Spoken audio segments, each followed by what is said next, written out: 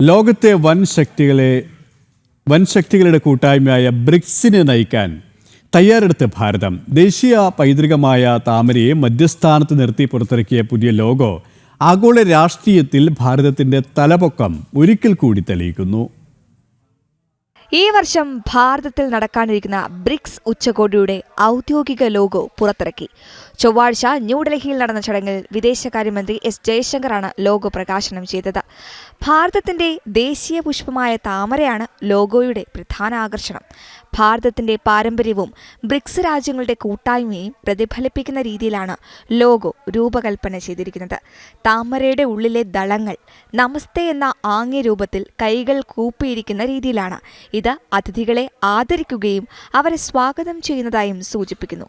ലോഗോയിലെ 5 ദളങ്ങൾ ബ്രിക്സിലെ സ്ഥാപക രാജ്യങ്ങളായ ഭാരതം, Brazil, Russia, China, ദക്ഷിണാഫ്രിക്ക എന്നിവയെ പ്രതിനിധീകരിക്കുന്നു.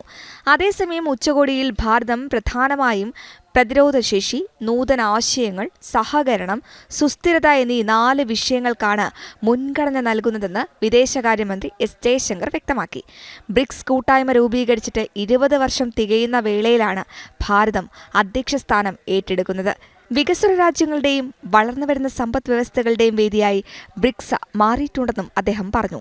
അതേസമയം ഔദ്യോഗിക വെബ്സൈറ്റും ലോഞ്ച് ചെയ്തു. ഉച്ചകോടിയുമായി ബന്ധപ്പെട്ട മീറ്റിംഗുകൾ, പുതിയ തീരുമാനങ്ങൾ, മറ്റു വിവരങ്ങൾ തുടങ്ങിയവ പങ്കുവയ്ക്കാനുള്ള ഏകജാലക സംവിധാനമായി ഇത് പ്രവർത്തിക്കും. ജനക്ഷേമം, സുസ്ഥിര വികസനം, അന്താരാഷ്ട്ര സഹകരണം തുടങ്ങിയവ ഉറപ്പാക്കുന്നതിനായുള്ള ചർച്ചകൾക്കാകും ഭാരതത്തിന്റെ അധ്യക്ഷതയിലുള്ള ഉച്ചകോടി വേദിയാവുക. ന്യൂസ് ഡെസ്ക് ജനം.